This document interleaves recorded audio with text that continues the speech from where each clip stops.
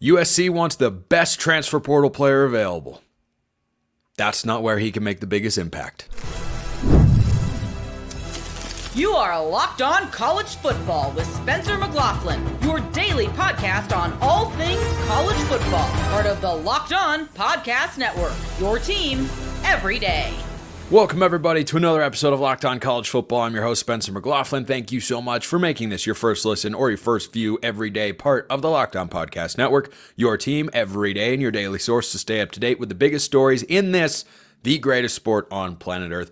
Is Florida's wide receiving core one of the best in the SEC? A different take on the coaching situation at Stanford. But speaking of the Cardinal, they have allowed us to have the best available player in the transfer portal quickly ascend to the top of a target list for a number of different programs. This is a huge recruitment, and USC is going after David Bailey, former highly rated 4-star guy, top 30-40 player in his recruiting class. Over his 3 seasons of college football with the Cardinal, he's generated 81 pressures. If he returned to the Cardinal in 2025, that would be more quarterback pressures than any other pass rusher in the ACC. 14 and a half career sacks. This dude's going to the NFL, bona fide 1-year rental stud. I get why USC's after him. They should be. Why the heck wouldn't you be? And certainly he could go there and be locked into a starting spot. I think it's a bigger need at USC than it is at some of the other places, but he could have a more impactful final year of college football somewhere else, because USC could be a solid team this year. I expect them to be solid, respectable, not compared to the other teams that are after him. So if you don't believe me and my affinity for David Bailey's abilities as an edge rusher in college football, the schools that are after him go something like this. You have USC, you have UCLA, you have Texas, you have Georgia, you have Notre Dame, you have Texas Tech. Now, I want to start with the Longhorns here, because USC, he'd make the Trojans better, could have a good year. I don't see the Trojans getting to the college football playoff this season. Now, maybe he wants to go and play the most snaps. He'd probably have a better chance to do that. But at USC than perhaps some other places, UCLA, certainly he'd be the number one guy by far. He'd probably be the most talented player on the defensive side of the ball for Deshaun Foster and company. But Texas's defensive line right now, in my view, is no worse than number 3 in the country. When you have Colin Simmons and Trey Moore coming back, and you have Anthony Hill, who had 8 sacks last year, also a part of your front 7, you already have a nasty front. Adding David Bailey would catapult them into being probably the best defensive front in all of college football, with a gap between them and the next team, and building the sort of defense that propels you to a championship, either of the SEC or national variety. And then really everything might come down at that point to Arch Manning. But Texas is going to have a really good defense this year. Their defense coordinator's got plenty of toys to play around with there. But adding another one into the fold, I mean, what do you do if you're lining up against a front 4 that includes Trey Moore and Colin Simmons and David Bailey? What do you do? Who are you double teaming? What do you get? That's just a nightmare to go up against. And any defensive coordinator will tell you the best trait that any defense can have is the ability to get pressure with 4 guys. If you can sit and play 7-man coverages all day long, you are in hog heaven as a defensive coordinator. So that's the one that stands out the most to me as, boy, this could be a splash. This could be a big impact move to make a great unit even greater. Now, the fact that Georgia is also looking at him makes me think, yeah, they believe he's an NFL caliber guy that comes in, starts right away, makes an impact. Georgia's not looking at slouches along the defensive line. I expect the Bulldogs to be good in the front 4 every single year. That's the way that they've recruited and developed and produced year in and year out. That would be a major splash move. But still, that Texas route is really interesting. But then there are the other teams that are involved. So let's talk about Texas Tech, because the Red Raiders, I have discussed them several times here on the show during the offseason. They have been making a concerted effort to be better financially, to be better on the field, but in particular, to be better in the trenches. That's where they weren't good enough last year. Do they have the depth? They brought in Romello Height from Georgia Tech, good player along the defensive line. They feel like he's one of several guys that will help them bulk up and not get pushed around. An FCS team went into Lubbock last year and put up 51 points. Abilene Christian was a 2-point conversion away from beating Texas Tech on their home field. And Texas Tech scored 52 points in that game. So it's very clear where the Red Raiders need the most growth. If they're going to pop and get to the Big 12 championship game, getting David Bailey a significant step in that direction. They've already taken some, but this would be as big of an addition for the Red Raiders defensively as anybody that they have brought in so far this year. Another school that's in the fold here is Notre Dame. And if I were David Bailey, where would I go? Boy, that's tough. Let me get back to that in a moment. The allure of Notre Dame is not just the brand power. And by the way, this is a guy who was at Stanford, obviously values the academics and culture that's over there. If he was there for the past 3 seasons, what's the school most like that he's considering here? That's Notre Dame. Just curious if that connection comes into play. But if I were looking at which defensive coaching staff I most wanted to be a part of, there isn't a better head coach you'd go to of this group than Marcus Freeman. Now, he just lost his defensive coordinator, but I think brought in a pretty good guy. And the track record of going to the pros, I think, is pretty even across the board with all these plays. You're going to play in enough big games and have the opportunity to produce at any of these schools to where, yeah, you're going to get to the NFL, you're going to get plenty of looks. Now, I'd come back to Texas if that were my primary concern, because I'm not going to get double teamed as much. If he goes to USC, or especially at UCLA, he might be far and away the most productive defensive line player that they have, so he doesn't get the chance to go one-on-one with left or right tackles or shift inside, go against a guard or center, whatever. He doesn't get the chance to showcase that as much because he's getting double-teamed all the time. I think your talent level up front, USC's making a lot of efforts. They just got another commitment. They've flipped a defensive lineman from Oregon in the class of 2026, and they're making an effort to be better there, but they're not expected to be there yet. So if you want to go join the highest caliber unit, I would say Texas or Georgia, with Notre Dame certainly right there on their heels. If I'm picking a school that I think has the best chance to go win a national championship, it's definitely not one of the LA schools. I'm inclined to go Notre Dame. Their schedule works out. But what's happening at quarterback? And then you look at Texas. Well, Arch Manning's got all this potential, but is he actually good? Well, Gunnar Stockton, probably the starter at Georgia. Well, what is that even a consideration for him, though? Maybe he's going around. He's coming from a school where NIL isn't a big thing. Maybe he just wants the biggest NIL offer, to which I'd say that's probably Texas or Texas Tech. But I don't think Georgia or Notre Dame or USC, for that matter, are going to skimp on that particular offer, though. I would think that the Texas schools have a lot of NIL dollars. Texas in particular, if he wants to go be a Longhorn, yeah, he'd be well taken care of. I don't know what his personal considerations are. But if I were David Bailey saying, I want to go combine the opportunity to play for a conference and national championship while also getting exposure to go to the NFL draft, I would go to Texas. And I think it would make the Longhorns incredibly dangerous, more than they already are. They are one of my preseason top 3 or 5 teams, probably no more outside the top 3 in all of college football, because of some of the guys they have coming back and what Steve Sarkisian has established and how long Arch Manning has waited to be the starting quarterback. That's where I'd be looking. But I'm keeping an eye on this recruitment because this is an impact guy, and he immediately became, according to 24/7, and I agree, the best player available in the transfer portal. So he's going to take some visits. He's going to ask around. And then on Saturdays this fall, you're going to go, I remember when he transferred there, and he's going to be making impact. Let me know your thoughts in the comments below. Hit me up on Twitter, all that good stuff. Speaking of the SEC, could Florida have one of the best receiving corps there? Does that mean they should be getting to the playoff? Apparently so.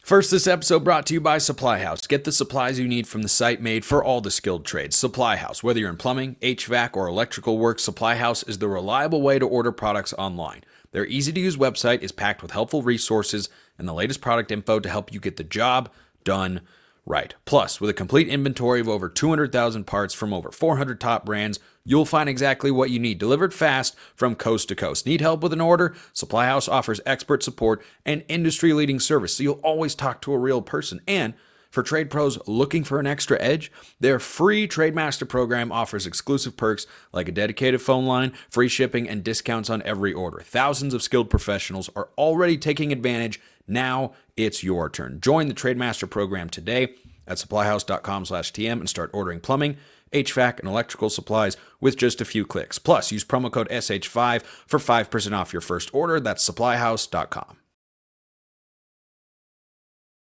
Well, I keep hearing buzz about Florida's wide receiving core. J.D. Pickell saying the intel's great. Josh Pate saying, oh, they're buzzing. They love the receiving core. So what's going on with Florida's receiving core to support DJ Lagway? Brandon Olsen of Locked On Gators is here to discuss that very fact. Is this an off-season media overhype, Brandon, of Florida's receiving core, or is this one of the 3 or 4 best units in the SEC?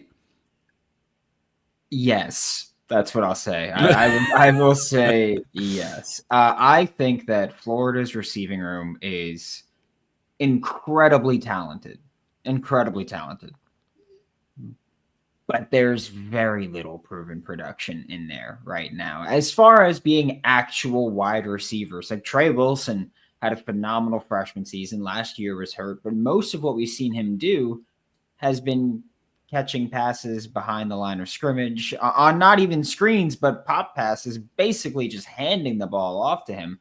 So we've never really seen him play true receiver. Michael Sturdivant, I think that if you cut the film, you'll see a very talented receiver. Production wasn't there, but was any receiver productive for UCLA last year? No, I mean, the best quarterback he's had in his college career is Jack Plummer. Yeah. So not exactly put in a position to succeed there, but he's here to do that now. So I think that Michael Sturdivant is a very good receiver. I think that he's a player where you cut the film and you see him be a very good receiver. Trey Wilson has the production, but on film, he's not running downfield at all. He had one deep catch last year, and it was against Stanford. So does it count? We'll see about that one. A ton of youth, a ton of speed in the room, and I think that's really what it comes down to. I think that everyone's looking at the high school ratings, and which, by the way, high school recruiting services, you're all clowns. So I think that they see those ratings and they fall in love with that. Oh, come on, they can't all be clowns. They're all clowns. And they see the speed and they love the speed. And that's what it is. So I understand buying into it.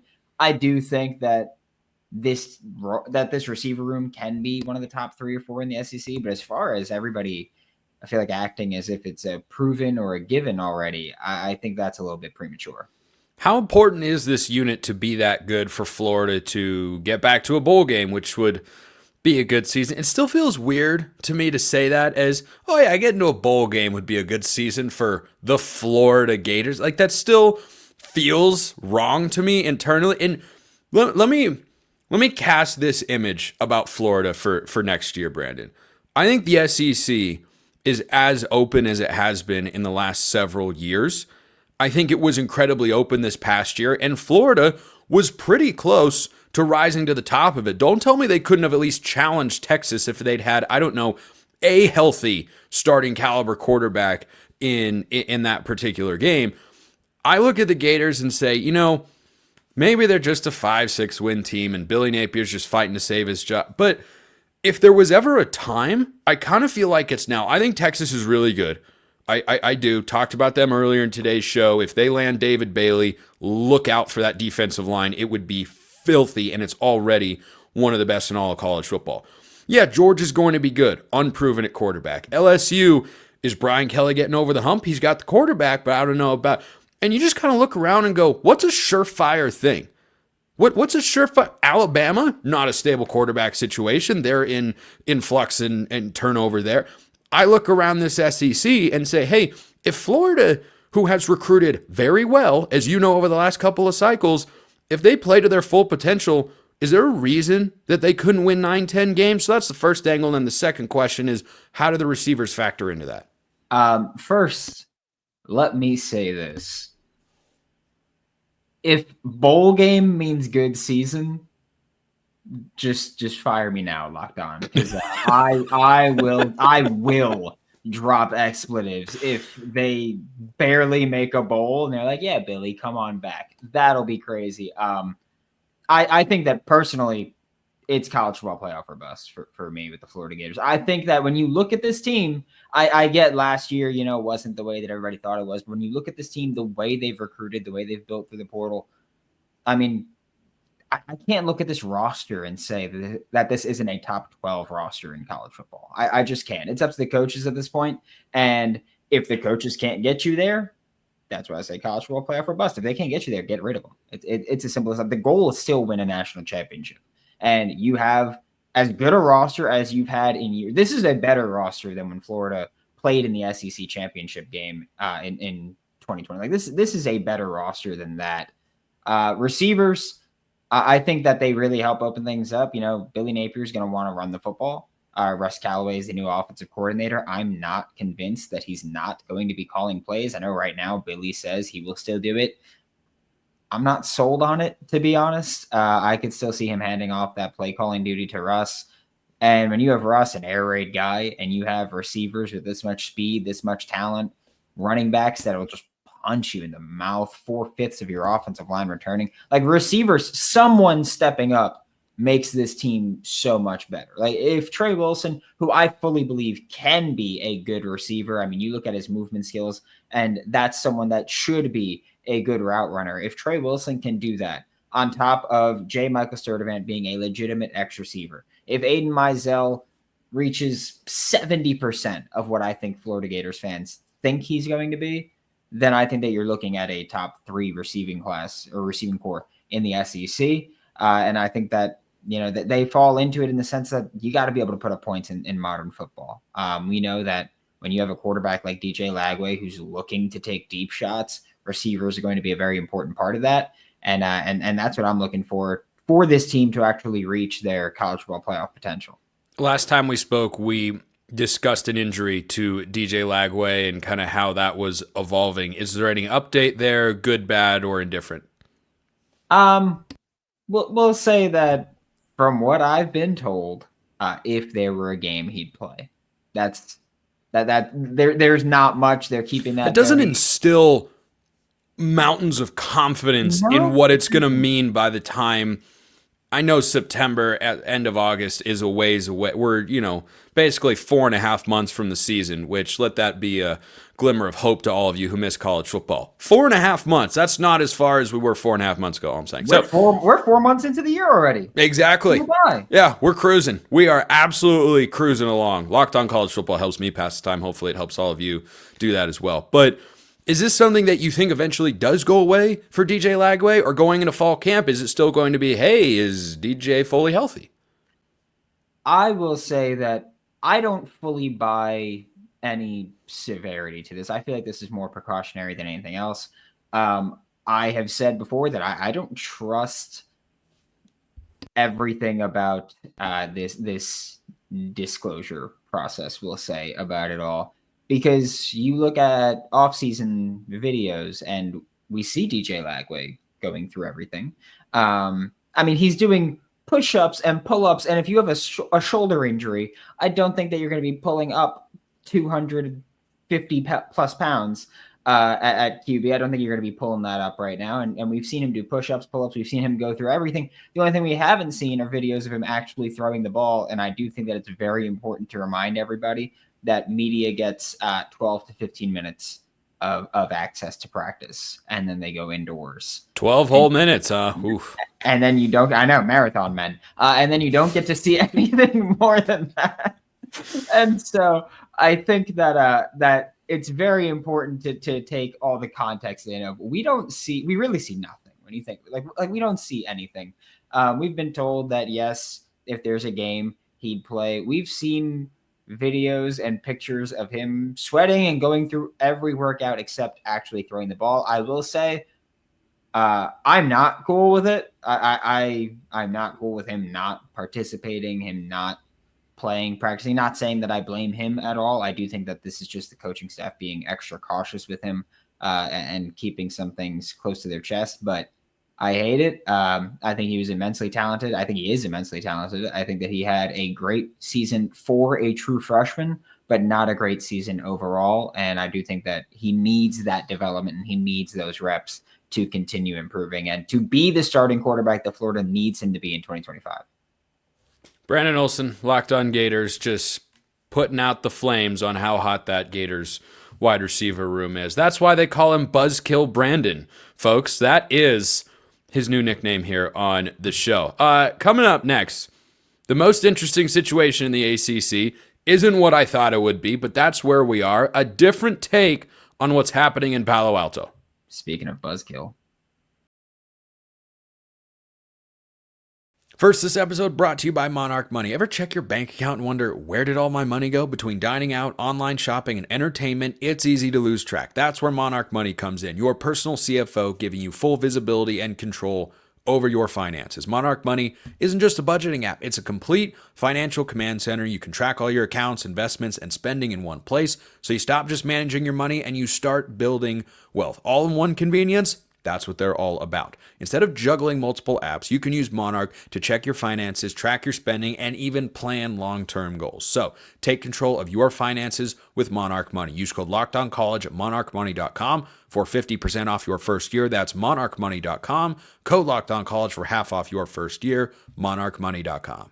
The NCAA tournament is here, and so is the Bracket Breakdown. Locked On Podcast Network and Amazon Fire TV channels are teaming up to deliver NCAA tournament coverage like never before. Watch studio shows featuring former players and Locked On's local experts as they guide you through every upset, buzzer beater, and bracket matchup. Stream it all for free on Amazon Fire TV channel. Search Bracket Breakdown to see it all for free. It's your team every day.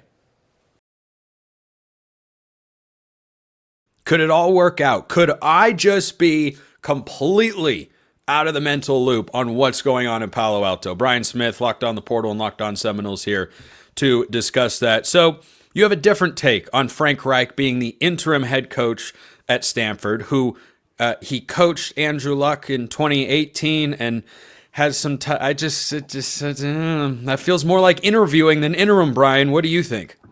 I think the interviewing part is right. I just don't think it's for Stanford. I think he's just trying to get back to the NFL because that is, let's be honest, there's no nice way to say this. I have nothing personal against Stanford, but that is a disaster right now. At the moment. So if they, let's just hypothetically say they somehow win 5 games, which would be Herculean. That would be over. Their preseason win total is 3.5. And for what it's worth, according to our friends at FanDuel, it didn't change when they went from Troy Taylor to Frank Reich. Oh, no. Let me go one step further. There's a certain pass rusher that left Stanford in addition to that. And it's still, look, 8 tackles for loss and 7 sacks, and everybody's keying on him. You can't lose those kind of guys. Stanford, if they go over the win total this year, Frank Reich's going to get looks. As crazy as it is, because he's not a college guy. Right. He's too old to go out and recruit and do all that stuff. And Stanford football is in a really bad situation because they don't take early enrollees, which is an absolute death knell. So they're in a bad spot. So I think that, yes, it is an interview process by proxy, but to go back to the National Football League. And it's probably kind of a unique challenge because the kids at Stanford, let's just say that they are not concerned about academics in the sense of I'm not going to pass, because those are kids that are elite. They're probably going to be able to handle more of an NFL-style playbook that Frank's going to throw at them. So I think he'll kind of enjoy it for a year. And if he stays on, I'll be surprised. And like you, I completely agree, Spence. It's not a good idea. No. He's not going to be able to recruit there. That's my bag. I'll argue with anybody on the planet on that. He is not going to deal with – I don't want to deal with a lot of the 17-year-olds I go – it's just too far removed. And he's a lot older than I am. There's no way that will be a disaster. Okay. I have to reset my thinking. That thought had never even crossed my mind. So with Bill Belichick over at North Carolina, it could be a similar ploy. The difference, though, and why I'm curious to see how it could play out here, is Belichick is probably there for more than a year. But if you're the interim head coach, you don't have an interim label for more than one season. Correct. So could coaching 1 year and outperforming expectation, like getting Stanford to 5 wins, do you think that would really move the needle for anybody in the NFL that's looking for a head coach or offensive coordinator and would like to give Frank Reich another chance? I think the OC spot, absolutely, because he's been a head coach before. He's going to get Andrew Luck's blessing, which, I mean, that's kind of a rubber stamp, but still it's Andrew Luck. That's not going to hurt. And he's a guy that's just been around forever in NFL circles. I mean, he in the NFL in the 80s and 90s.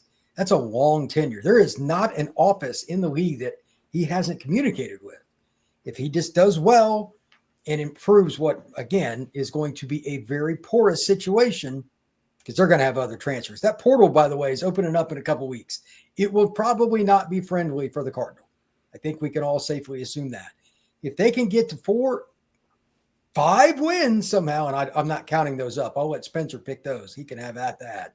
I'll take the under, by the way, and I'm not a gambler, but I'll take the under. If he can get them to 5 wins, there's no way he's not getting at least interviews for OC spots.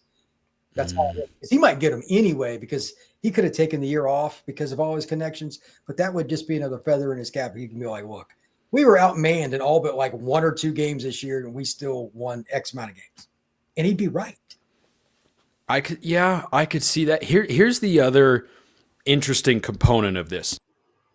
They have a guy at quarterback on the roster by the name of Elijah Brown, who I'm sure you remember. Modern day kid from the 2024 cycle. Now, he got hurt last year, or else perhaps he would have seen the field, because they were going back and forth between Ashton Daniels and Justin Lamson. It was just not a high-level quarterback situation. I mean, Ashton Daniels literally transferred to Auburn to be a backup quarterback, which is what he is. And that's fine. Not everybody's a starter. But I wonder how Wright could parlay that angle of it to benefit himself, if that's really what he's thinking, is, hey, I'm going to go here, and he could pitch this to Andrew Luck, and Andrew Luck could pitch this to Elijah Brown as well. Because if you're Stanford, you have to start turning the ship around eventually. You have to figure out how to win. Well, what's the best way to do that? Have a good quarterback.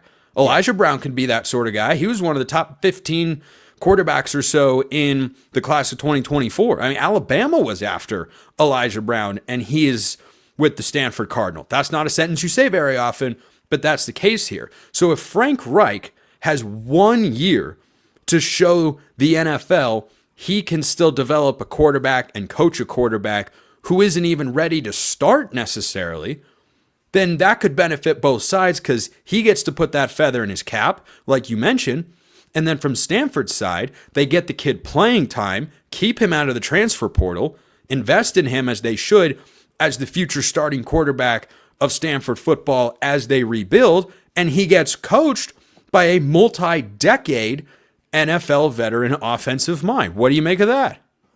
I think that's a plausible scenario. And for the Elijah Brown group, it's, people at Stanford that actually care about football, I'm sure they're thinking, please just don't let him leave, because we're in a bad enough situation as it is.